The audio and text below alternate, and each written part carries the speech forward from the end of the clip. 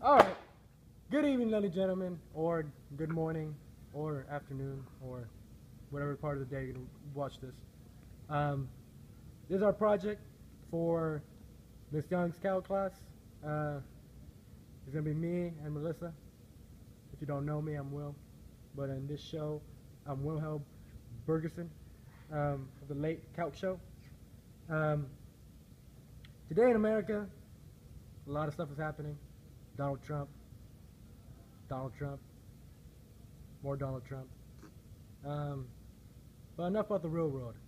Let's go into math. Yeah, math. Alright, take it away, Melissa.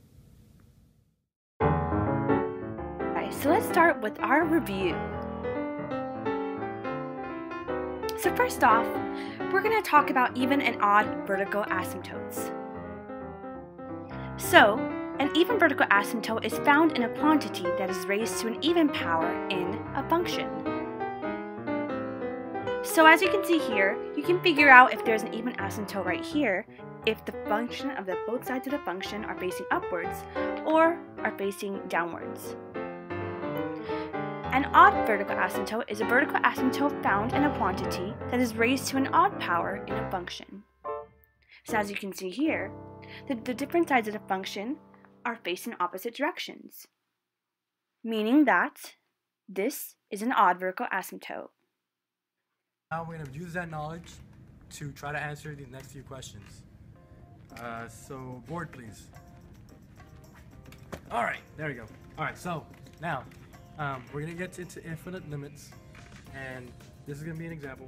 Find these limits without using a calculator. Whenever appropriate, answer infinity or negative infinity. Alright, for this example, it's limit of x approaches 2 from the positive side, x over x squared minus 1. Alright, so to answer this, we know that it's 2 to the positive side, which means that we have to go as close to 2 as possible, but it has to be greater than 2. So an easy variable that we can use, or a number we can use, is 2.1 over, and then you just plug it in to the x, 2.1 squared minus 1. Alright? Before I do that, you always supposed to check if it's indeterminate, which is 0 over 0. In this case, it's not, because it'll be 2 over 3. Right? So, let's continue. Next part you do is, you could keep going on this, or you could just figure out that it's going to be positive on the top. It'll be positive on the top and positive on the bottom. So what that equals to is, the answer is going to be positive infinity. Alright? So if you have one of them is negative, then it has to be negative infinity. If it's positive, both positive, then it's positive infinity. Alright, so here we are. Lesson 2.2, Part 2. When the graph of a function f of x approaches a horizontal asymptote to the left and or to the right, it has a limit at infinity, whether it be positive or negative infinity. Limits at infinity gives us n behaviors for graphs of the functions. An important hint to remember is only to consider the highest degree in the numerator and in the denominator.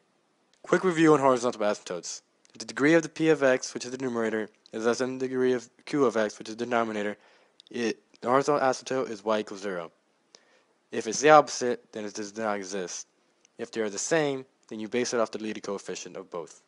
So in this problem, limit as x approaches positive infinity, 6x squared minus 3 all over 12x squared plus 3. On the numerator and denominator, we have to find the greatest power, which obviously over here is 6x squared on the numerator and 12x squared on the denominator. Notice how these two powers are the same.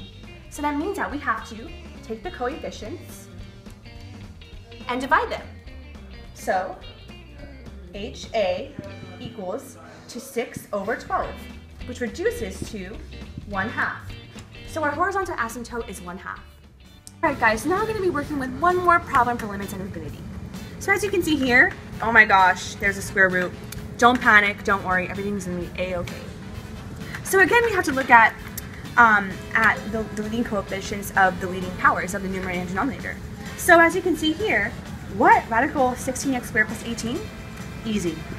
All you have to do is just, first of all, if there's any constant involved in a square root, we just X it out. Now we're left with radical 16x squared.